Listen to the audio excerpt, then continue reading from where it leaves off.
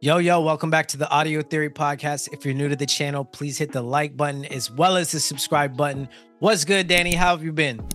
I've been great, dude. Happy New Year to you, my guy. Happy New Year to the listeners. Happy belated birthday to my guy. Yo, are you officially 34 or 35 now? Yes, 34. So I will always say I'm in my low 30s. Low 30s. Yeah, low 30s. Nice. 30s. So yeah. How was the, we'll get into mine after. I want to hear about your birthday though, man. So how was, I feel like, again, like those December birthdays get lost in the mix of everything. So I want to give you your time to express like the fun or whatever you did. So how was like the birthday, the Christmas, the staycation for New Year's? Like how was all that? Honestly, it was all nice. It's always a good time seeing family, being able to not focus on work so much. And part of the reason for this staycation was for some reason, well, maybe not for some reason, because of, I think, revenge vacationing, they call it. This year was particularly expensive if you wanted to fly damn near anywhere. The holidays are already expensive, so. What's revenge vacation? What's that? Basically, everyone was too paranoid to vacation during the COVID years. It wasn't until like maybe 2022 people started opening up to the idea of it. You didn't really need the vaccine card, like stuff like that. So gotcha. This year, everyone's like, fuck it, I'm gonna go to Europe and Jamaica and this and that. And that just, I think. Yo, Europe was packed this year. I heard the most Americans ever. Yeah. I couldn't stop hearing people talk about Portugal and Spain and everything. But we were supposed to go to Jamaica. And at first, the prices seemed reasonable, but by the time we were planning it, it shot up to like $1,200, which is like 3 times what it normally should be. Yeah. And especially coming from Florida, like that probably sounds insane. I'm like, bro, I've like seen 300 there's like maybe? boats. There's like boats that go there every day. It's like, why would you pay that? Exactly. So staycation was the reasonable alternative. It was a lot of fun. The Airbnb was massive. Was it in the Bay? No, it was supposed to be in Calabasas. It was actually in Woodland Hills. I'll get to that in a moment, but they basically lied about the location for marketing purposes. Because everyone hears Calabasas and they think about Kardashians. It's like the University of Miami, right? Technically. Right, and it's not. It's FIU or something. Yeah. I mean, colleges always do that, but it was a dope experience overall. I did forget how much I love playing basketball because I hadn't shot a basketball in like, seriously, I don't know, maybe 10 years. Like, I believe you. Yeah. Like, why would you? Like, if you're not in a league after you graduate, like, why are you playing basketball? Yeah. You know, it's funny because me and my older brother were huffing and puffing like after 3 shots. We were just playing around the world, which brought me back to my childhood. Nice. But yeah, basketball is an underrated workout because I was just shooting hoops by myself for like an hour and a half, and I felt like a brand new person. So nice. I definitely have to get back into that. Yeah, it was a super just nice opportunity for all of us to hang out. My cousin flew from Canada or New York. She's from Canada but lives in New York. Flew with her boyfriend who's actually from Brooklyn. Super cool dude, heavy accent, funny guy, and it was just that extra vibe that we didn't know we needed until he came there, and like, oh, this is the perfect group for this sort of thing. So I'm really happy we went there. Nice. Did you guys bring in New Year's there, or were you already back home for like the ball drop and all that stuff? No, we already went back home. So we drove back the 29th, and there were a couple of hiccups during the trip. Like we saw a mouse running in the kitchen. At the Airbnb? At the Airbnb, yep. And I don't think it was because of cleanliness, because it's like we're basically kind of in the woods and the hills and shit. That's the thing, bro. There's that like line of like, is it the house or is it just like a garden mouse and you're in the fucking middle of nowhere? I feel like there's that thin line because, dude, I think I told you when you were here, like, dude, in Florida, you have like palmetto bugs. So it's like, yo, if you live on the first floor, you're going to get some kind of creatures, coming into your house kind of a thing. Exactly. And there were more critters. Well, I wouldn't call it a critter, but more animals. So while we were in the jacuzzi, a coyote literally like 10 feet away staring at us. Oh my God, bro. Yeah. Yo, and I went to get, bro. No, I mean, I've seen him before, but this motherfucker was extra comfortable. Like, I didn't think he was gonna be ready to jump in the pool with us and shit.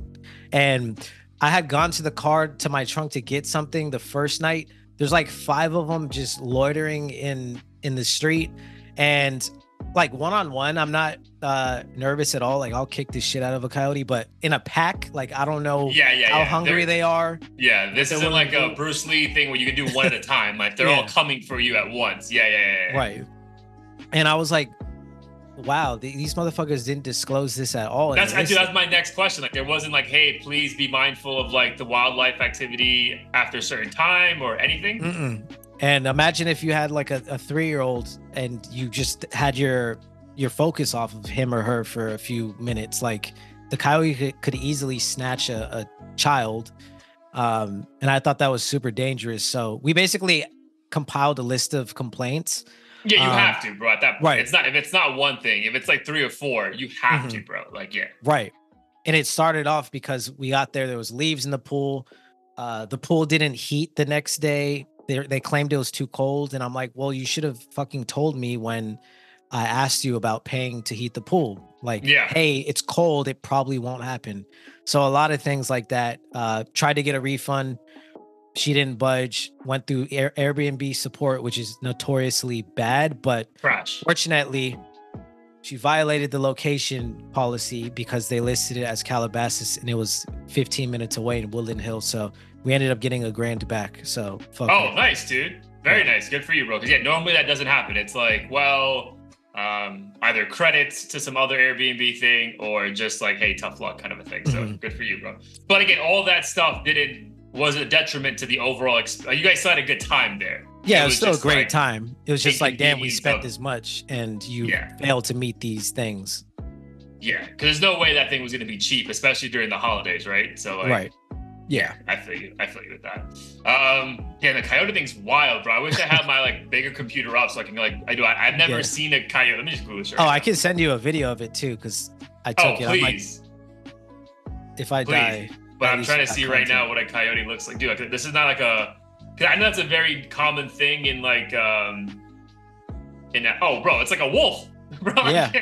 Yeah. No, they're crazy, and they probably got rabies and shit too. So a coyote is like almost between a mix of like a wolf and a fox, basically. And they're what's the phrase? They're really notorious. They're bold, like they're courageous. They're like willing to. They'll fuck around with you. I got you, yeah. Because I remember when I went you and I did Coachella back in the day. I went to Napa and we went on hikes, and I remember like Billy being like, "Bro, like there might be coyotes at night. Like just take it easy." I'm like, "Bro, what the fuck are you talking about? Like what, a little cat?" You know what I mean? Like, I mean, you're also tall as hell, so even if you put your hands up, like you'll look like. Yeah, they say that, bro. But also, I'm not trying to be in that situation that, like, what if I don't put my hands up high enough? You know what I mean? And now it's like that's wild, dog. Literally wild, dog. Wild. Oh man, but all good. You guys do karaoke? Did we? Yeah, we did briefly actually. Okay, because I know that's your thing. Like that's your that's your stuff. So nice. Yeah. Very cool, bro. For me, the holidays were great, dude. Definitely a lot of over drinking, so I'm grateful for a dry January. I mean, I'm gonna do like probably close to dry a lot of months leading up to the wedding regardless. I just feel better, like, and I don't have like a brain fog. Because the mixture of like being out of work, nonstop drinking, nonstop eating, you're just like, bro, what day is it?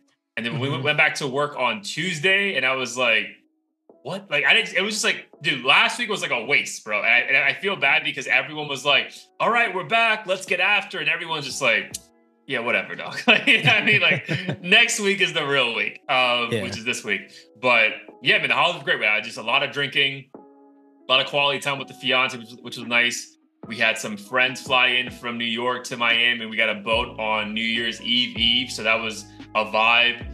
It was a different vibe. I'd never been on a boat, like, and actually it being like chilly, So like we were all wearing sweaters and pants, whereas normally the vibe is, yo, we're sweating balls and let's jump in the water because it's so hot. Like this was like a different, like everyone stay on the boat, but let's drink and talk and just, you know, get to know each other before it was almost like it was like a pre-wedding hangout because all those guys are going to be at the wedding. So that was cool. Yeah, that looked fun. Dude, so much fun, bro. Like the sunset was lit. Dude, no one got drunk, which is weird too. Like you expect someone to be like wasted because like I realized like I think boat time everything just moves slower. Like bro, like we were drinking shots, everything deep, and I'm like, bro, only 40 minutes have gone by since we left the port. You know what I mean? So I think it's just like this, like, you know, what are we gonna do for 4 hours? We gotta get our money's worth kind of a thing. But luckily no one got drunk or stupid. And then on New Year's Eve day, I did a 10-mile run to end the year, which is nice. And then Gina and I went to our favorite local, I mean, I want to say mom and pop. It's like a franchise sushi spot that we love. And then we were there till 10:30, came home, ball drop. And then, dude, we were asleep by 12:25, bro. Like, it was just like, honestly, probably the earliest I've ever gone to bed on New Year's Eve, which is nice. Because I was back in New York. We're up till 4 or 5 in the morning. And it's just like, bro, like, you're going to wake up the next day feeling like shit. Like, I didn't want that. So, no, man, the holidays were great, bro. The holidays were really good. And I just did my my first half marathon. I actually have this shit here. Yes, sir. Yeah, congrats.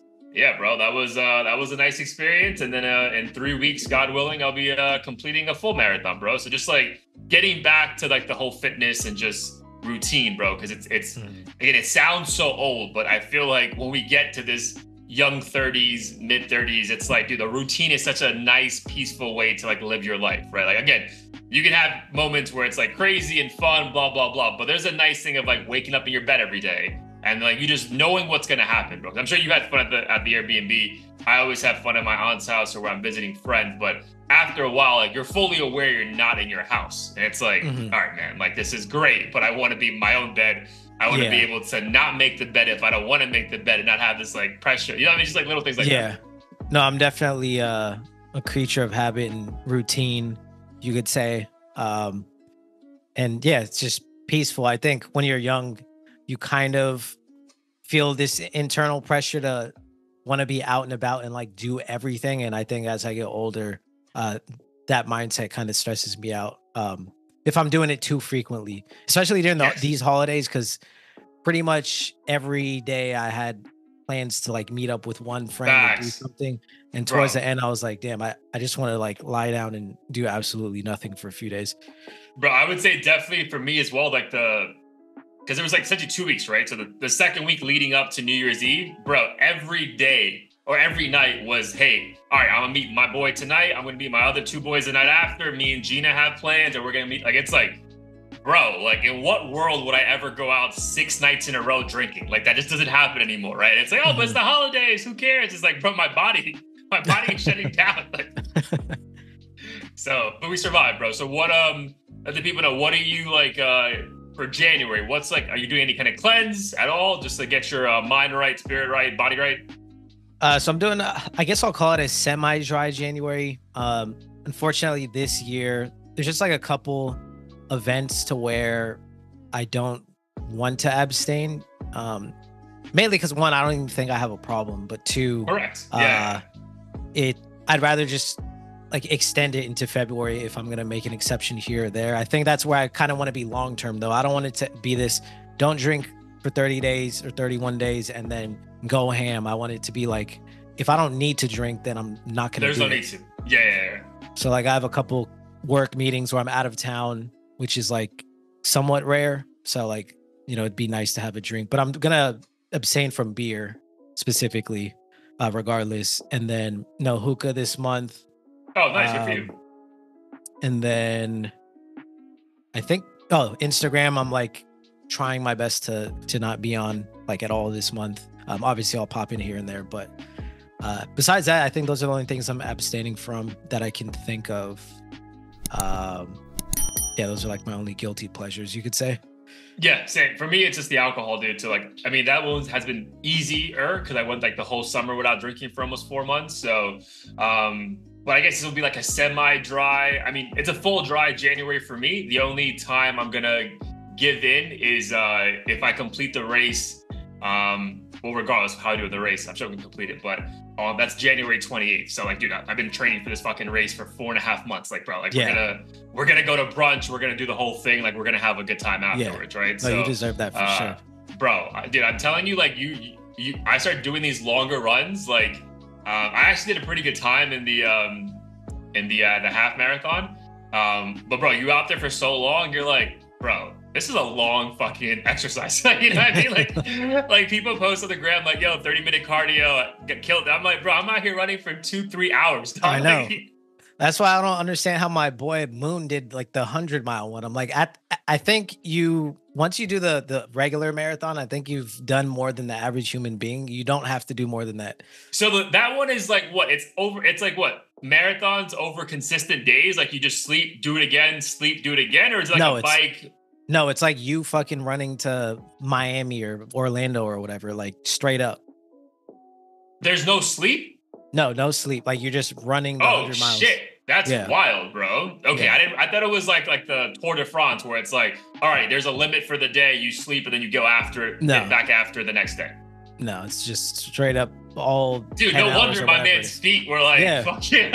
I know. I thought he was gonna have to amputate that shit. I was like, bro, that makes way more sense now. Cause I was like, dog, what the fuck was this? But okay, that makes but hopefully the full marathon. And then I'm hoping that becomes like a trend because again, regardless of, it being a long experience, I do appreciate not even like the mental clarity I get from it, but it's just like a moment of like, yo, if I can do this, there's really not much else I can't do, right? And then just because I feel like people try to minimize like, oh, you could do that, but it's a physical toll and a physical task, which is easier. I'm like, bro, I don't think nothing's easy about fucking waking up at 5 a.m. Running every single day. So like if you could have those habits, imagine if you dedicated like an hour of that to another project, right? So I think that is what excites me. So I'm like, all right, bro, I dedicated 5 months to this. Imagine if I dedicate 6 months to just every day for an hour, just like brainstorm an idea, right? So stuff like that kind of excites me. For the pod, right? We were talking about like, what we would do differently for the podcast. So like stuff like that, I'm like, bro, if I can do that, which is a physical toll, which is fucking me up. Imagine what I can do that can actually help me make money or whatever. So I think that's the part that excites me about making this like a consistent thing. I'm glad you brought that up. So since this is a music pod, what do you listen to music when you do these runs? And if so, only thing if not, why not? To. Okay. Only dude. So I didn't time it well, so I think that's what's gonna have to be better for the full marathon. So I had a great when you guys came over, you and your brother, and I was playing the Andre Power Boiler Room in London set. That got me through the first set, great. But then it was only an hour and a half, and I knew I was gonna complete the race in 2 hours. So I'm like, bro, I gotta find another 45-minute set somewhere. And then I was scrambling on the run, and I'm just like, so dude, I ended up playing first person shooter 4 times in a row. Then I had to go to Fuck You Mean 5 times in a row. And then I ended it with Young Thug and Drake, Oh You Went In twice to end the race. But it's like, bro, I can't be like, I shouldn't have to worry about the music on the race though. So it's better to have either a playlist created by me or a set that I love in general. So I think I'm gonna do a mixture of both. Nice. No, that makes sense. I think someone else told me they, for some reason, don't listen to music because it causes them to think about how much time is left or something along those lines, which I didn't fully understand, but I guess it depends on like how focused, like if music adds to your focus or takes away. I mean, dude, I feel for me, music is like a beautiful distraction, bro. Like, honestly, if I wasn't, dude, because I was like rapping along, moving my hands, like doing a bunch. And I'm like, bro, like I need this. Otherwise, this run is going to be miserable, bro. Like miserable. Like, dude, when there's times where like I'm running and like, you can feel like, one ear is not really connected. And it's like one head. I'm like, bro, like I can't, let me just drive back home. You know what I mean? Like I'm trying to give up. So no, bro, if I don't have music, there's no way. Like I've done small jogs, listening to podcasts, like recovery runs for 25 minutes, and that's fine. But like, dude, any like intense running, if I don't have music, bro, it's I might as well give up, bro, because I'm not gonna finish, right? I'm gonna lose a desire to do it. So, but yeah, man, it was a good time, man. But definitely excited to get back to it. Dude, it was a good run. I think it got me back, and I was able to get all the alcohol out of me pretty quickly. I appreciated that. So yeah, man, let's have a great 2024. So kicking us off, what is this, episode 163? Dude, episode 163. I think we officially started the pod the summer of 2019, and now we're going on winter 2024, bro. So regardless of what happens this year, I appreciate always linking up with you. I don't know if I told you this via text, so I'll say it now on the pod. I think Gina, my fiance, was asking me, like, oh, like, what's the plan for the podcast, blah, blah, blah, this year? And I was like, oh, we're going to try new things, different angles, or, you know, different stuff to make our sticks, you know, just pop off more. But I was like, bro, worst case scenario, like, in what other situation do I get to speak to my best friend for an hour a day every single week, right? So it's like that's like a level of like intimacy that I don't think most people understand. Because it's like, I don't even know if we understand it properly. Because if you take a step back, you're like, holy shit, bro. Like, I don't think I talked, obviously, besides my fiance, like, I don't think I talked to any family member, any friend for an hour fully every week. Like, that is wild. Yeah, like, and like specifically covering the bases, not only life, but random current events as well. Correct.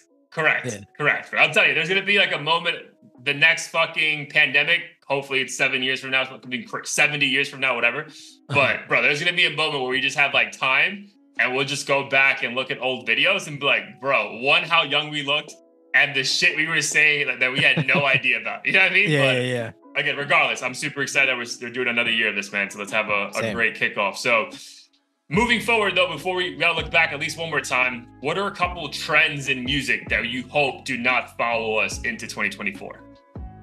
I think for me, top of mind would be lazy sampling. I'm just so that's been sick a big of topic, especially going, because I don't know. I don't know your initial reaction, but I think we both kind of like the snippet of the Everybody song. Oh, Kanye? Yeah, but I think a lot of people are actually saying that they not a lot of people. Paul Rosenberg is probably one of the most vocal people of how lazy it is. So what's your reasoning behind why you don't want to see that sampling moving forward? I actually like, and I was going to say, I think Kanye's sampling is like the blueprint for how to do it. I did hear the Everybody song.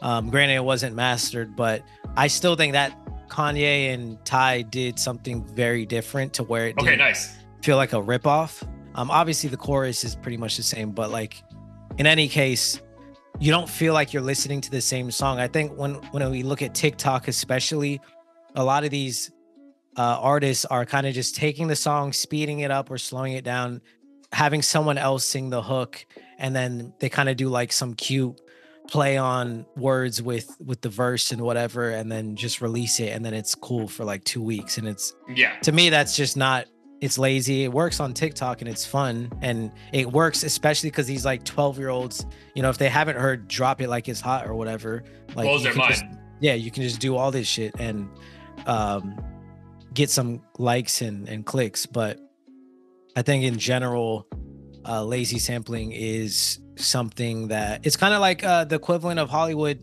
doing sequels and live action remakes and all this stuff. It's just an easy, safe way to get on, and I don't appreciate it. And then outside of that, I would have to say just long ass albums. I'm pretty sure it's not going to change just because that one, I will hope that the numbers game. They're just going to throw 50 songs out there. Well, not 50, but like 25. You pick the 5 you like, and they just get a ton of streams. They'll add old songs that weren't even supposed to be on the album so they can get those streams. So I think that's what bothers me too, is I feel like it just waters down the quality. Yeah, I feel like that one's going to be harder, especially for like the newer artists who are just trying to get on. I feel like, I don't know, even Drake does it, right? But dude, even Kendrick fucking did it, to be honest, bro. Like his shit was so, like, that was so many songs. I feel like J. Cole did a good job of like just giving us like the 15 that he believed in. But I would say for the most part, bro, I feel like unfortunately is going to haunt us going into 2024. But the sampling, I agree with you, bro. Like it just seems lazy. Like it just seems like, dude, even like the Nicki Minaj one that I know is a hit. We even used this sound a couple times on TikTok. I think that one is also called, is it Everybody or Everything? Something like that. But sorry, by who? Nicki Minaj. Nicki Minaj. I feel like that was Everybody with Uzi Vert.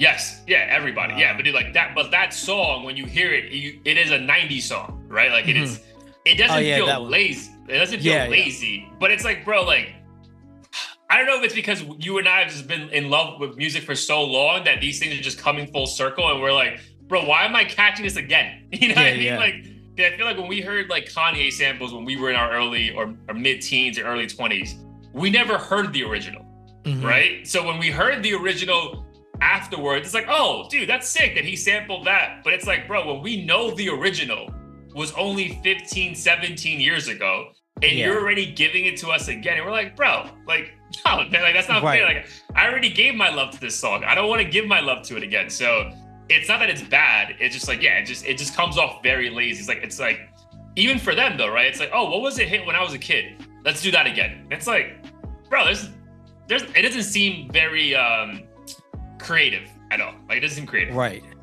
But I think it's even worse when the chorus is pretty much the same, because that's usually the highlight of the song. So like with Jack Harlow's song, First Class, while that song does definitely bump, like it sounds a lot better when I'm like in outside, quote unquote. The chorus is still pretty much the same. So you don't really feel like you're getting something brand new. And I think Kanye, 9 times out of 10, like the chorus, like sometimes you can't even tell what the song is originally. And even if it's not, like the chorus, even if you do know what the song is, the chorus is usually completely different. Like it just makes it more refreshing. I agree. That's why I haven't listened to the unmastered version of Vultures, which, do you know what it's meant to come out this month or next month? I think at some point. I definitely don't recommend trying to listen to it because it was painful, and I'm like, I know this will sound really good once it's mastered. But I mean, to its credit though, you still said the idea of it sounded good though, right? Like it's just the actual like editing of the beats or whatever just wasn't up to par yet. Yep. Yeah. No, that once you told me that, I was like, bro, I feel like I don't want to listen to it. And also, dude, there's like this weird thing for me. Like, I hate listening to shit for the first time on YouTube. Because I'm like, bro, like, what if I get a message and it just like, I don't know, man. It just changes the flow of me listening to a song. So I prefer like to listen like on Apple Music or Spotify. But I feel you. All right, man. For me, what trends do I want to leave in 2023? And I should have wrote this down because I was literally writing it down. It's like, oh, I'm not going to forget. Man. So what trends? You said a good one was the laziness of the beats. Man, I don't think that was going to be mine. Damn, bro, I should have wrote this shit down. Shame on me, bro. It wasn't going to be the laziness of the beats was not going to be mine. It wasn't going to be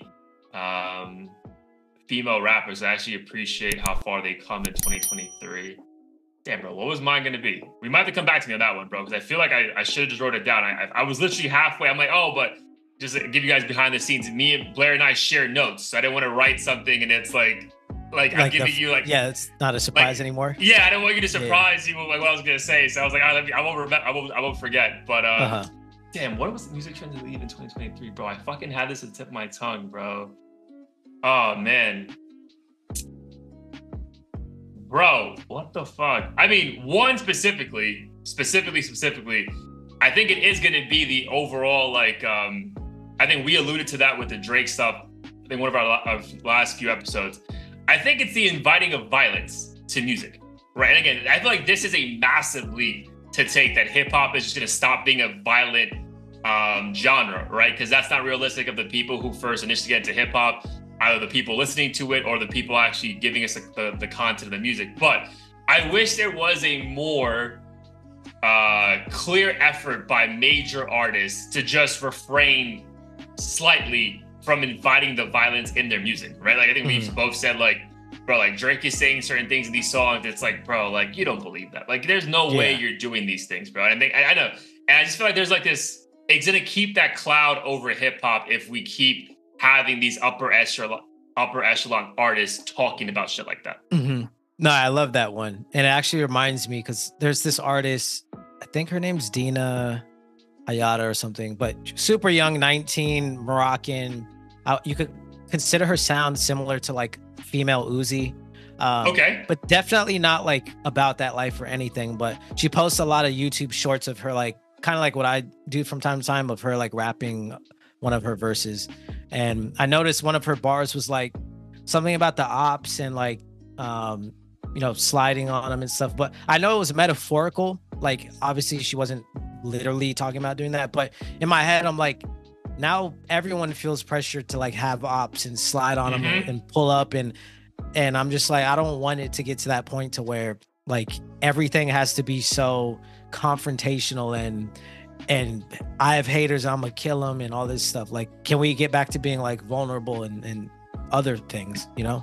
Yeah, dude, 100%, man. Like I was listening to, I think there was something that happened on like I think that website from back in the day, Dat Piff, they hacked into their mainframe or something, and like I think Complex was just sharing all like the Dat Piff gems, right? And I remember when I discovered Mike Posner back in the day, bro, he wasn't talking about killing anybody. You know what I mean? Even like a young Big Sean wasn't. I feel like it's just like a weird thing where like it's just trendy, bro. And I just feel like it's been super trendy since like drill took over in a big way, right? And I just feel like it's like we're hearing it from rappers now that we're like, bro, you're so huge status-wise. Like, why do you feel even the need? Or maybe it's like they feel so comfortable they can do no wrong. But it's just like, it's weird, bro. Because yeah, like, you have up-and-coming artists that have no affiliation to that life whatsoever that now feel the need, like, oh, well, no one's going to listen to me if I don't give them something familiar. And it's like, bro, we don't want familiar. We want you just to sound good. You know what I mean? Like, we don't need you to fucking sound like every other rapper who's talking about the ops or, you know, the bodies they have. It's like, bro, like, no, you, like, if you do, like, why are you rapping about it, right? Like, let's avoid a fucking RICO case. Yeah. Yeah, it's strange to me. I mean, I get it. Like, if the popular kids are doing something, even when I'm writing lyrics, sometimes I'll catch myself like wanting to do something. I'm like, well, I don't have to just because the 5 people I look up to right now are all saying the same shit. Like, you're allowed to stray away from that. Yeah, no, for sure. So I think that would be one. Man, if I can give one more, dude, I feel like it was going to be along the lines of like TikTok, like, and just like artists like not making music for that. Like, again, I feel like it's just you can tell the songs that are just being made for that platform, right? And I really think it may be like the bigger thing that I don't want to see carried to 2023 is like, bro, stop giving us snippets. Like, stop. Like, drop the single, drop the app. Yo, that's what it's gonna be. That's what it was, bro. Nice, the snippets. Okay, you know why? perfect. Because Playboi Carti's dude, he I guess he's sampling some like famous fucking like song, and people are like ready to lose their mind when he drops this. I'm like, bro, like this is like Jack Harlow all over again. Like, bro, like don't give us snippets, bro. Just drop the fucking song and then let us create our own judgment from then, bro. Because I feel like we're going into these songs so excited, and then the moment it's not that level, almost like to your point about the sample, right? If it's not to what that other previous song was or what we think this snippet sounds like, we're like, oh, this is trash. And it's not trash. It's just like not what we thought. So I would really prefer if artists just stop, either give us a single, give us a normal rollout, but bro, stop with the fucking snippets, bro. The snippets I feel do more harm than good for the actual body of work, the way we consume it. Right. I agree. I think the issue is unless you're like a Drake or Kanye, you kind of unfortunately have to market it like months, at least weeks before the release, if you want it to like get a lot of pre-saves and build hype and stuff. But I think listeners or consumers like you and I do get sick of hearing the same 10 seconds over and over and over if the snippet does catch on, which is part of the reason why like I don't even really like doing TikTok anymore for like my own stuff. I think it's different when it's a podcast because you're taking bits and showing people content. But like with music, if it's the same, 2 5-second snippets over and over, by the time it's out, I'm like, damn, this doesn't really move me as much. I feel like I've maybe not only heard the whole song, but heard the best part of the song too. Best, correct. So my thing is like, I get your point, right? Like if it's like, not a Uzi, because Uzi's fucking huge now, but like any artist, bro, like a middle tier artist, right? Like a Gunna or something. Like, I feel like you can still drop a single, right? And then that you can drop another single. That could be like your rollout to the album. Like, I don't know.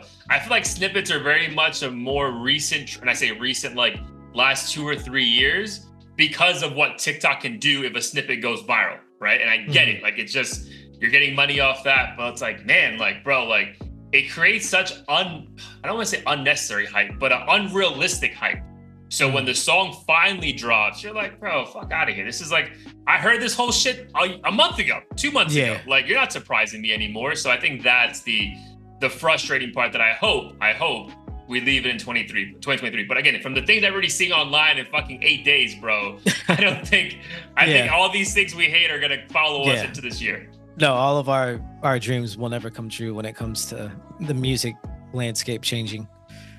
Yeah, dude, I'm afraid that everything that we hate in 2023 is gonna follow us into this year, but it is what it is. Your gut feeling, though, I know we mentioned this last week on the pod, but your gut feeling, knowing that we have Vultures that still needs to fully drop, knowing that we have a Playboy Carti album that, again, I think there seems to be more love for Playboy in the masses more recently. But your thoughts on your gut feeling on how you think music-wise, like what this year is going to end. You think it's going to be like a 10, a 9? Like, how do you feel we're like the content we're going to get this year? What's your gut feeling going into the year? Man, that's a good question.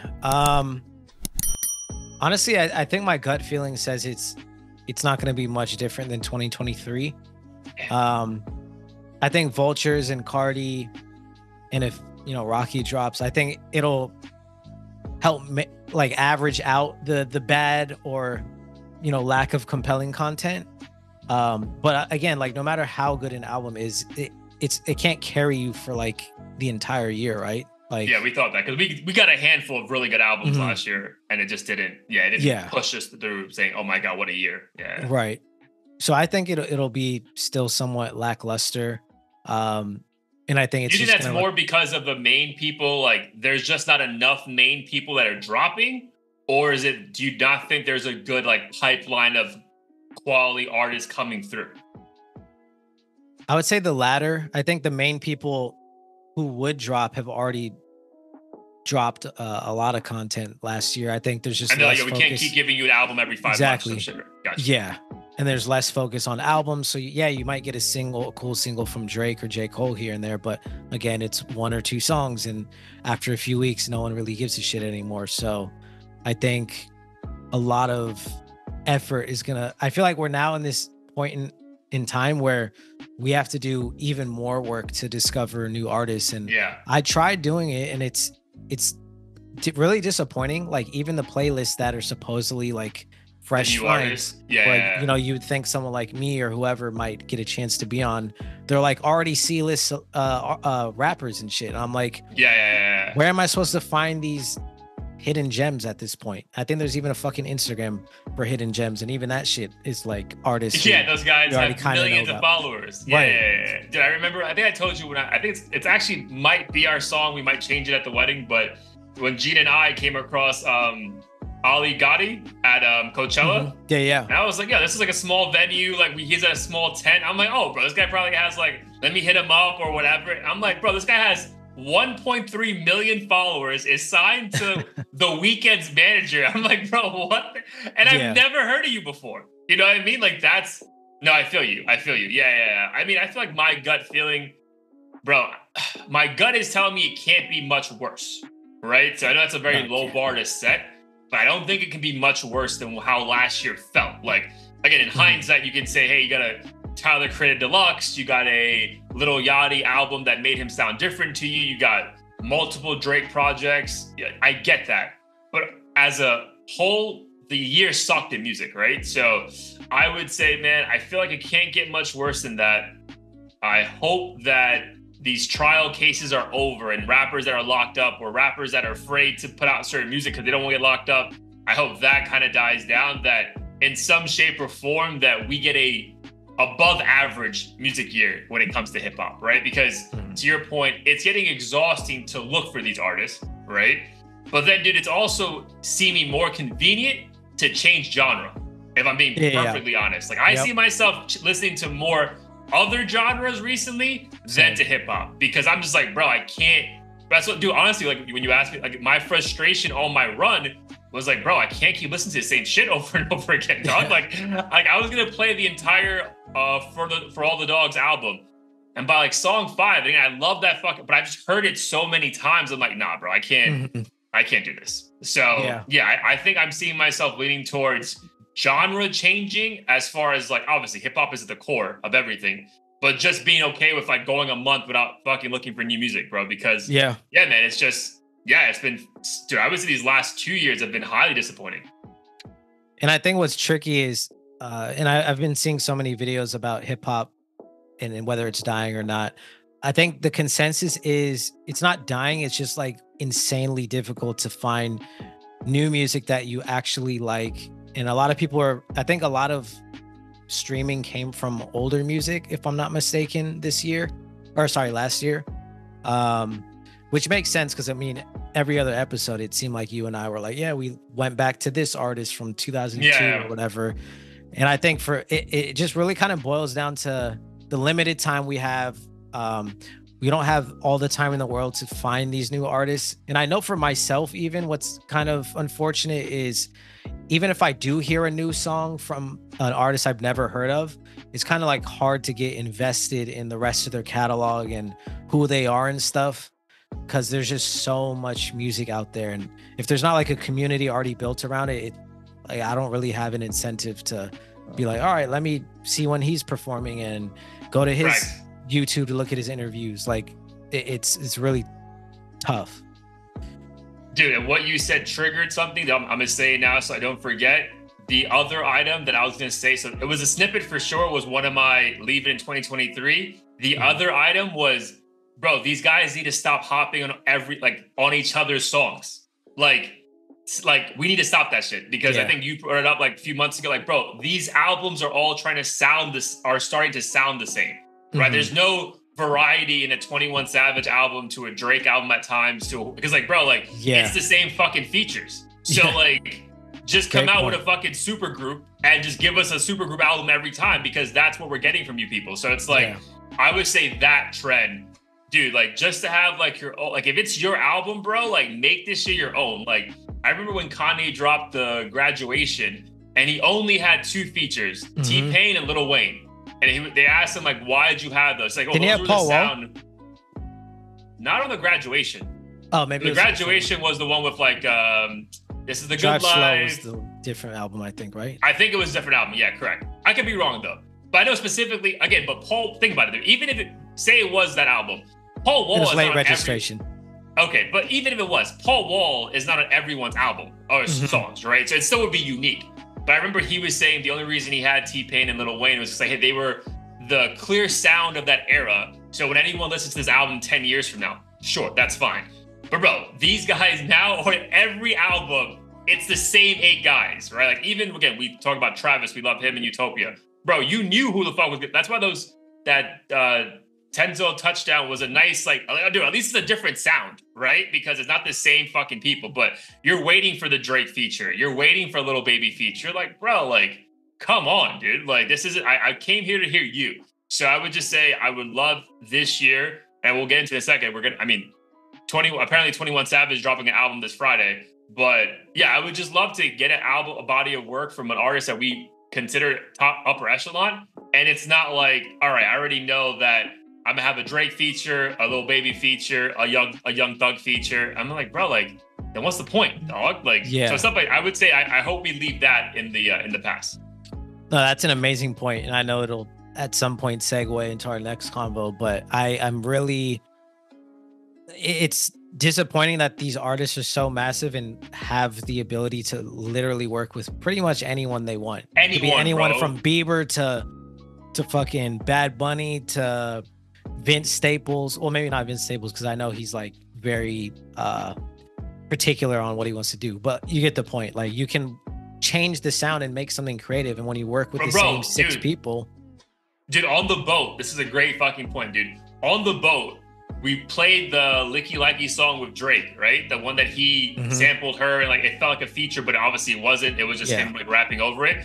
But bro, if you go back to So Far Gone, and if I told you, bro, close to, well, that shit came out like in 2009, bro. Yeah, something like that, so if I told you 15, 16 years later, this guy is gonna sound like what he does now, you'd be like, you're fucking nuts, bro. Because that So Far Gone was just a rapper at his core taking risks, bro. You had the hardcore rap shit, but then you had like indie rock, pop shit. You're like, bro, just risk. And bro, no one takes risks now, bro. like to your point, artists that you think would be taking massive risk don't take risk anymore. Besides, like I mean, I would say rappers like I think Tyler and like now Yachty for sure. But bro, no one else is taking. Bro, it's like, oh, I'm dropping an album. Let me get my 7 dudes. I always have my shit, and I'm gonna have the same producers. Gonna sound the same. It's like, bro, then we could have just listened to your old shit if you're gonna keep dropping this. So yeah, that's it too. Is like the production is so similar. So I don't necessarily blame it only on. Oh, I will blame the artist for only working with specific producers, and it's crazy because every now and then we get like Alchemist to do a beat for someone, and then they kind of have no choice but to switch things up. So I'm like, imagine if you do that like 4 or 5 times on an album. Have an Alchemist, have a Metro Boomin, have a DJ Mustard, have a Hit Boy, and then now bro, because I feel that's like back in the work. day, I mean, this could have been like just like the early 2000s. It's just a different time. But I remember like, yo, like from what I saw in documentaries is like they would just send the artist the beats, and then the artist is just picking what he likes what they like, as opposed to like, oh, if this is I'm only working with Metro Boomin. It's like, no, bro, work with whoever the fuck sent you the beat and you feel like moved to make a song on it, bro. Like you can still have the album sound cohesive with like 10 different producers if there's a story being told from track 1 through 10. You know what I mean? Exactly. Like it just sounds so repetitive, bro. Like, again, not this last Gunna album, but bro, there's other Gunna albums that I'm like, bro, this shit just sounds the same, dog. Like, you know what I mean? Like track, like put it on shuffle. It doesn't make a difference, right? It could just sound like one long song. So I would just say that, man. I just really hope that there's more variety and risk taking because, bro, regardless, I think these last couple of years have proven like we're gonna keep checking in. The fans aren't going anywhere, so you might as well try some different shit, right? Like, if not, like, why not, right? Not now, then when? Exactly, and I think the production is, in my opinion, one of the easier ways to force yourself to do something more creatively, and I feel like that is something that definitely needs to change. We know Metro Boomin's perfectly capable of making. Correct. Yeah, I mean, I think we're just saying his name because he's like the producer top. Like, I think he can make anything. But I'm saying there's these producers that seem very limited to a sound. Exactly. And these artists just keep going back to that because they feel like they think that's like the easy formula for them. So 100%. That's a little bit concerning. But we'll move right along here. So, all right. So I don't know if you saw it. So there's a 21 Savage film and soundtrack dropping on Friday. I think it's called The Story of 21 Savage? Yeah, The American Dream or something. The 21 Savage story. Yeah, so pretty wild. Like, it's weird though because the commercials and trailers I saw, like, I didn't know there's like a long ass video. Same. But like, apparently it's like a full feature film. So so your thoughts, your idea on just that? I thought the song was pretty cool. It was speaking of being a little different, I think it was a nice change of pace for 21 Savage. Like normally he's just talking about catching bodies and everything. This one was a bit more introspective, it seems. I didn't fully listen to the lyrics because I was busy focusing on the visuals. Sure, yeah. Kind of random. I feel like this will either be really good or really bad. And I say that there's no in between. 100%. Because the two actors, Childish Gambino and the guy from Stranger Things, I forget his name, forgive me, don't resemble 21 Savage in any way. But if this is kind of like almost satirical in a way, then I think it could go really well if it's not like taken too seriously. But if it's like straight up a biopic and they're just playing him from child to adult, then it's gonna, in my opinion, come across very corny. And try hard. Yeah. Like, this has a very fun, which I think is why they probably are like, it's almost like a shock drop, right? I think if you give people too much time to think about this, they'll be like, wait, what the fuck am I getting excited for? Kind of a thing. But yeah, I'm excited for it, bro. Honestly, like, I think 21 Savage isn't even 30 years old yet, but bro, his life seems pretty wild, right? To come from London, to leave, to not be allowed back into the country until your late 20s, like the shit he's achieved financially. 31. Okay, so like the shit he's done in 31 years seems pretty intense, right? So to see it played out in film seems pretty exciting. I am excited about that. But yeah, I'm very curious. I think the Gambino part gives it a level of credibility, though, that you kind of need to take it serious, right? Because I feel like Atlanta, is a great example of like, yes, they're trying to be funny here, but there's a true meaning coming through in these shows if you truly pay attention, right? So I do hope that there's going to be like, that's going to come through in whatever the fuck this is. Yeah, I think the Gambino is what gave me hope, where I'm like, correct. It's gonna be funny, but there's gonna be a lot of truth and like a serious underlying message that comes out of it. Hopefully, we're right. Hopefully, we're right. Is it gonna be like a Hulu thing, or this is like a proper like independent theaters kind of a thing? It's a good question. I would imagine it would. I definitely don't think it's gonna be in theaters because. Yeah, that's no one's going to the movies now as it is, bro. So let alone like. So let's see. It is. Well, I guess X doesn't let you look at anything unless you have an account. Slacking, bro. Trailer, Stranger Things, blah blah blah. Where will it be available? I think it's independent release. I can see it just being like on like a YouTube film or some shit. Then eventually Hulu picks up. But yeah, again, that was a shock drop that I think I think it's a smart move to do it like this as opposed to like a full rollout that we think about for Wait, it says Independence Day. It's not going to be available till July 4th. Oh, is that for real? Yeah, July 4th. What the hell? What the hell? That's crazy. Then what the hell is the album? So is the album just dropping? How are you dropping a soundtrack 7 months in advance? Yeah. Oh, you know what also made me not take it seriously was Drewski being like a goon. Oh, is he? Okay, I didn't see that. So hold on. Drewski was like punking him and shit. It was weird. So it says American Dream, the album Friday, but it's not saying when the movie is dropping. And you're saying what you're seeing right now, it's saying that it's dropping July 4th? Yeah, July 4th. The feature film. Film. Well then fuck us then. That's wild. fuck our take. Yeah. That's crazy. Well, okay, we'll see if the album's worth it. So then they're probably saying that it's an album inspired by real events in the movie, probably. I mean, they have like the cross, like him getting tattooed with the cross and all that stuff. So I feel like it's literally supposed to be a biopic, but maybe with like a funny twist to it or something. Damn, that's very interesting, dog. Yeah, Independence Day seems wild, bro. Mm-hmm. That's so crazy. Yeah. And if it's that far out, do you think it's gonna be in theaters? I would think so. This shit better be a 10 out of 10 if I it has to be, go into the theater for this. Yo, yeah, to get me to go to a 21 Savage movie at an AMC or some shit, that shit better be fantastic. Yep, it's gonna be in theaters. Wow. Okay, now I'm intrigued still. I'm intrigued. Confused more. I'm more confused than anything right now. But because I would never drop a soundtrack to a movie 7 months in advance. Mm-hmm. That seems weird, bro. You know, like, yeah, that seems super fucking odd. But again, it's funny though, because I feel like one of the things I said at the end of last year was like, I need the last 21 Savage. And he's like, well, here's a movie. But it is what it is, dude. All right, before we get into some music, as far as like heat of the week, I do want to ask you your thoughts on the Katt Williams and Shannon Sharpe interview that I think took the year by storm already. I think that Katt Williams, those memes and those videos of him on the interview are going to be like one of the things that define January of this year. So your thoughts though on the actual interview itself? I mean, for one, I couldn't escape this interview, even though I was limiting my use of social media. So I was like, all right, I gotta watch this. So where did you hear about it first? Like, what was the thing that if you off on Instagram less, like where does it, how does it come up in your, like, even like your atmosphere? Well, I'm definitely still on YouTube quite a bit.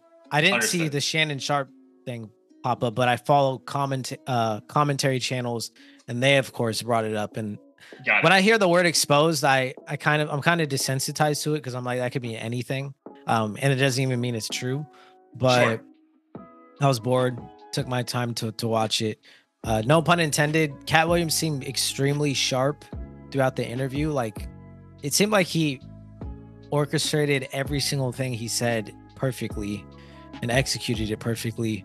I mean, dude, if those facts that Shannon Sharpe research are accurate as far as like the colleges he got accepted to when he was like younger, the amount of books he read at an early age, like that's pretty wild. That's like prodigy-ish. You know what I mean? Like, so yeah, like and that came across the way he was speaking, right? Because I think he did come across like someone who was drunk and on a level, of course. But it also felt like someone who's like, bro, I'm giving you stuff because they're true, not because I'm trying to be funny right now. Right. And I'm sure there's jokes sprinkled in or like exaggerations and stuff, but of course, yeah.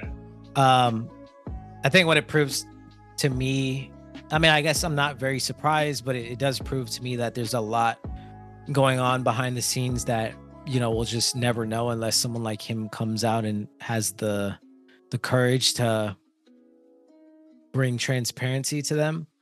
I don't think he's a hater by any means. It is kind of random that he would just come out and say these things, but if you feel like you've been wronged and people are just bullshitting and lying, like it makes sense you'll come and defend yourself in that regard. Yeah, overall, I think he's a comedian who I had no idea like what happened to him, because I remember back in high school, my friends used to always funniest guy, yeah.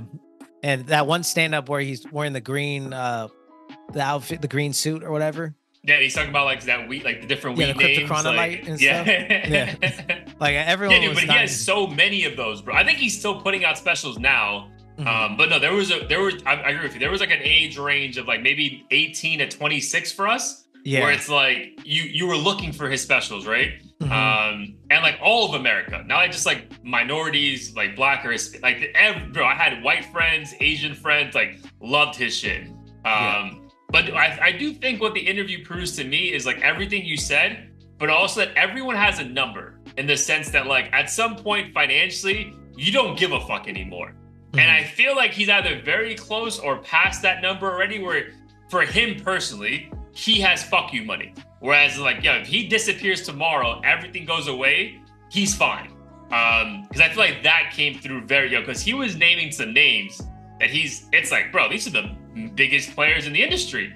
And it's just like, he did not give a fuck. It's like, this is what it is. Yeah, for sure. And I commend him for that. One thing that always like feels like almost like a boogeyman story is this whole black men wearing dresses in Hollywood. Like, I know he mentioned that many times. And for me, like, I completely resonate with the idea of not wanting to do that. Like, I don't think I'd want to see myself in a dress on national TV just for the sake of a bag. But at the same time, I don't think it's so far left to where if someone does do that, it's like, oh, they sold their soul and did some strange for some change type shit behind closed doors. Like it's just a piece of fabric at the end of the day. I get the point he was doing. The symbol, as far as like, if we keep showing this enough, America, aka white America, will look at African American men as a caricature, right? And it's like, well, you can't take them serious. But then it's weird because like, if Robin Williams does it for Mrs. Doubtfire, like, is that just part white boy of shit? That's what I'm saying. Like, you know, that doesn't make any sense. So, because I don't know, and it's weird though, bro. Because I feel like, because we talk about Kid Cudi, right? Like he did it at SNL, but he was paying homage to a white boy who did it in Kurt Cobain, right? So it's like, it can't both things be true. But again, I get the point he was trying to make. He's like, bro, you're not gonna punk me. Like if I'm gonna do this shit, like we can do this in a funny way, and I don't have to dress like a female. Like I respect that. But the idea of that every person who does that is now being punked or being controlled as a puppet. Again, we don't know, right? But it just seems that one seems more far-fetched than maybe the other shit he was talking about. Right. And I think what it is like when we see black people in high places, there's like this tendency to attribute their success to anything but hard work. So correct. It's always like, oh, they must have done something crazy. Whereas if a white person does, it's just like, oh, that's what they do. And it's odd to me because someone like Kid Cudi or Jaden Smith, like we already know they're like eclectic people who are more edgier and would do this shit regardless. But unless 21 Savage is in like a tutu with fucking lipstick on, like you're not going to convince me that someone is only doing this because some exec was like, you know, if you want this 10 million, you know, go shop at fucking, Forever 21 for women, and I'll make your dreams come true. To me, that shit is far-fetched. It's far-fetched. Yeah, it's far-fetched, dude. But yeah, I agree, man. Because I remember, bro, I think when I got my first job and I was like just sitting in like the break room area, like with any other people who were slightly my age or like were big Jay-Z fans, and he was talking about how like he stopped being a Jay-Z fan once like it was confirmed that he was in Illuminati. I was like, what? And I'm like, he's like, yeah, man, like it's clear, like if you really know like what's happening in the industry, like they do satanic shit, and like think about it, bro. Like how would a guy from like where he started allegedly be up here? I'm like, I don't know, bro, because like business, like just savvy, like like you leverage your talents and it opens other doors for you. Like I don't know, bro. There was, I don't know. It could be me just being from New York. There's always been like a sense of like pride and protection when it comes to like Jay-Z, because it's like, bro, like this is a phenomenal American story that we should all love. But bro, like I feel like a lot of people in general, dude, it has to be Illuminati. This guy has to be doing satanic ritual shit, because again, to your point, like if it's a black man or a minority doing it, there's other things at play here, as opposed to if it was a white guy. Well, it's like, yeah, but he came from a good family. He went to the best schools. This is always going to happen. It's like, yeah, bro, that's maybe the more obvious way to do it, but it's not the only way, right? And like, so, yeah, again, he was saying some wild shit, but as far as like the specific, when it came to like other comedians, movies, shit, parties he's been to, it came off very much like, how can you not believe him, right? Again, I don't think there's a black and white in this. I think there's very much a lot in gray. Again, I do think he was trying to be funny or make it feel like almost like a routine he was doing. Yeah. But there seemed to be a lot of truth in this routine that he was very confident standing on, like, no, this is what the fuck it is, kind of a thing. So, again, it was just wild, bro. But also, it's a 2-hour interview, bro. But like 2.5, I think. 2.5, but bro, the first 45 minutes is nonstop. So I'm just like, bro, like I can't keep, like, this is just too much, bro. Yeah, no, it was a lot. I was like, damn, I kind of need to take a break. I didn't even finish all of it. I took like a break. After an hour and 10 minutes, I took a break. Because I'm like, bro, like what else is there? Like, you know what I mean? I don't need to know any more of the industry. Like I know enough. But yeah, man, good for him, bro. Like again, everyone's talking about him again. Which again, people could say that was the whole reason of it in the first place. But again, worst case scenario, bro, Katt Williams came across as someone like, all right, man, this guy's not just a funny comedian. Like there's a lot of, it's always nice to understand the thought process behind any artist, right? And that's why you and I did interviews when we did 2 years ago, right? It was just fun to, like, how did you go in the studio and come up with this shit, right? I think when you had that interview with Katt Williams, you understand like, these jokes don't just come to people. Like there's work that goes into it to like, I think we're all given a certain level of talent, right? God-given, whatever, but there's also work that takes place to ensure that you go to the next level. I think that was a cool thing as far as like a behind the scene of like how smart this guy brain operates. 100%. Yeah. And I think the more he spoke and the more I just see comedians in general speak on things, whether it's like Andrew Schultz or whatever, you begin to appreciate how difficult of a, I don't know, sport or field it is to be in, because you have to be super witty and on point. And I can't imagine having to operate in that space like 24/7. Correct. That's why I do respect more the comedians that it's not just crowd work, right? Because it's gonna be crazy. It seems easier, right? But I don't think it's because I feel like Schultz, right? Because you and I were lucky enough to go to one of his shows and I've seen other stand-ups of his on TV. But the crowd work is the same crowd work he does everywhere. He just looks for a certain individual in the crowd to kind of bring that out so he can do his bits. But I do, because have you ever seen like any of the stuff on TikTok like Matt Rife? A couple things, yeah. Right, so he's like essentially the biggest thing in comedy right now, in 2023 at least, where I don't think the Netflix special did very well, but his YouTube stuff does very well, and TikTok is going crazy. But bro, I would say 98% of his stuff is just crowd work. And it's very good crowd work, it's very quick, witty crowd work. But bro, to write down a special, these are all preconceived jokes that you're working for months to get it right, and you know you have to, like, that shit seems wild to me. You know what I mean? So it's a beautiful thing when you have these artists, comedians talk about their process. And I can see why he got offended on behalf of his friends if like a Steve Harvey or whoever is like stealing jokes. It's like, motherfucker, do you know how hard it was for me to work this joke out and you just copied it? Like, so I can see why when people question like, why would you go on the show and do that? It's like, bro, like this is like my entire life's work and these people were stealing it from me or my friends. So I can see just being a level of like, I'm over it, bro. I'm a fucking atomic bomb this shit and whatever happens, happens. But I feel like that was the vibe he gave off. Like just like complete annoyance with like the industry as a whole. No, I agree with that. Do you think we'll see see an artist of high stature within hip hop go off the rails like that? I mean, I know Kanye kind of is the one who is most likely and has already kind of done that, but someone like Cole or Drake or anyone else. Yeah. Because your point, the issue with Kanye, it's like you could dismiss him like that's just Kanye being Kanye, he's crazy. Right? Yeah, he's crazy, right? And then with Lupe Fiasco and B.O.B., they were too early in their career that we didn't take him serious. We're like, bro, you're probably saying this because no one listens to your fucking music anymore, right? Yeah. Dude, I don't think so, bro. Like, for Drake, I think the only way we're ever going to see it is when we see certain moves happen beforehand. And what I mean by that is when we see one of these bigger artists go independent. And like, that's like the step before. It's like, all right, maybe I won't give you an interview about this, but maybe my lyrics will tell you more about what's truly happening in the background, right? But these guys are all signed to massive labels that are giving them enough money that I feel like it's going to hurt their bag too much to ever go down that road. Yeah, agreed. Yeah, for sure. All right, broski, anything else you want to touch upon before we get into Heat of the Week? No, let's get into it. All right, bro. So Heat of the Week. First one, episode 163, 2024. Is there anything that popped up over the holiday break that really had you, bobbing your head to and enjoying? Yeah, there's a new song by, do you know 24K Golden? Yeah, sure.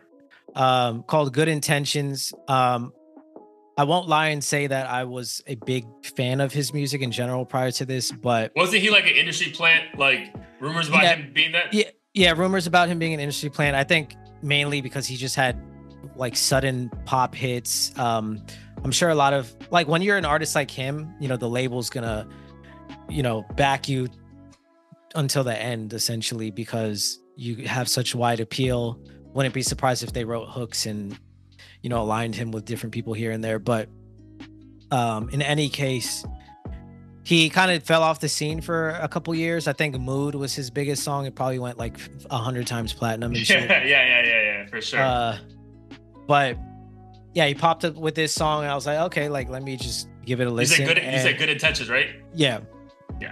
And what I appreciated about this song is he was very vulnerable throughout the song, kind of reflecting on everything everyone assumed he would be reflecting on, which is basically falling off, lost friendships, troubles with his girl, reminiscing about 2021 when he had plaques and all these things. And I don't know, I found myself really appreciating artists more when it sounds like when they're vulnerable and making music that it sounds like it's coming from the heart and not for like a check.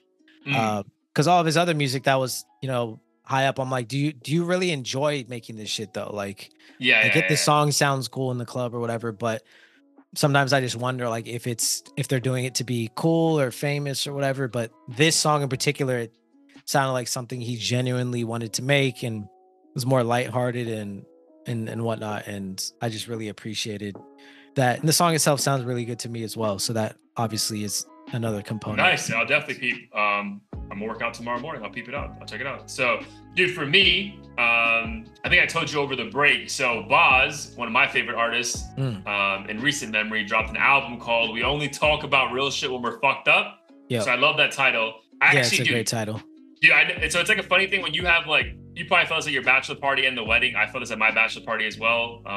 When you have like friends from different worlds come together and like they're vibing, like it's a beautiful thing, right? Like I had Sam on the boat with my Indian friends and like it was a beautiful thing to see, right? So bro, Boz was on my favorite sports podcaster randomly, bro. And I was just like, what is this? Is the podcast I listen to is like a 50 or a late 40-year-old dude, bro. But and Boz, I think is like my age, right, or maybe a little bit younger or whatever. But like, this white guy's like a huge hip hop fan, bro. Like fucking into like what's names some like old groups, man? Like Tribe Called Quest and shit.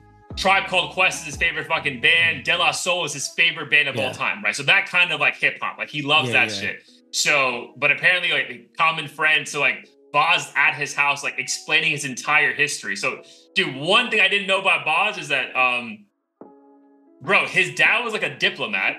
So like he's traveled the world from like an early fucking age. His brother, DJ Momo, who I've gone to see multiple times at free shows in Miami, is like a part of Dreamville's, like he's the official Dreamville DJ. So it's like a cool insight. So like if you didn't love Boz, like go listen to this interview with Ryan Russillo, and you'll fucking love Boz more. But I think I actually made this song my heat of the week like back during the pandemic, but he actually added this song to this this new album, so I'm gonna do it again. So the song is called Risk. I've definitely played this for you before. I feel like I'm gonna add it to the playlist right now. It's like it's already here. No, okay, cool. But yeah, Risk, dude, it's a phenomenal song. I feel like Boz has this gift whenever it's a slightly more vulnerable song, like you can just feel it in the beat choice. So you already like know what you're getting yourself into. And bro, the lyrics are phenomenal, bro. There's one lyric that I had to like fucking write down, bro. That's how good this shit was. And it was, he was talking about all the stresses in his life, but then like the gifts that he's gotten at the end of it, towards like in recent memory. And it's like living proof of God's wonders. But like when you hear that in the context of the lyrics beforehand, like it just hits a different way. So like, bro, Risk, phenomenal song. Highly recommend everyone listen to that, but also just go listen to the song in general, because it's like it truly slaps. So nice. Yeah, we only talk about real shit when we're fucked up, which is super facts. Yeah, man, listen to that, bro. So yeah, that's all I got, bro. Episode 163 in the books. We did it. We're gonna have another great year, God willing. You got any big trips lined up this year? So we're trying to do something international towards the end of the year. But in terms of upcoming trips that are solidified, besides your wedding, would be, we're doing a Hawaii in February. Cop some cheap tickets now, which will be nice. Is this like an anniversary thing? Not an official thing. No, sorry. This one, no, it's not an anniversary thing related to us, but it is kind of an annual thing. And this will be the first time we've gone with friends. So Moon found some cheap tickets at the last minute. So nice. He'll be joining us. I think his wife has never been. So they'll be joining us for a bit. And then I think that's pretty much it. It's going to be mostly work trips, which I'm not too mad about. One of them's in Vegas. So hopefully that'll include some debauchery at night. Nice. And yeah, I think that's it that I can think of. Yeah, same, dude. My only big trip before nothing before the wedding, God willing, and then the honeymoon, which is going to be, if it works out at the end of the year, we're going to Thailand for 10, 12 days. So that'll be sick. But yeah, I think, dude, all my money's going towards the wedding. I had a meeting with the wedding people today, and I was like, well, can you do anything for me, bro? Like, can you make some zeros disappear? Can you help me the fuck out? But it's all good. It's going to be a great time. Looking forward to it. But it's wild because it's like forever away, but it's also close, but it's also like it's far away enough that I don't want to consume my everyday life leading up to it, if that makes sense. So I'm just trying to go day by day right now. But yeah, man, it's going to be a good year. I'm excited for us. Yeah, check us out. Like, subscribe. We love y'all. Peace.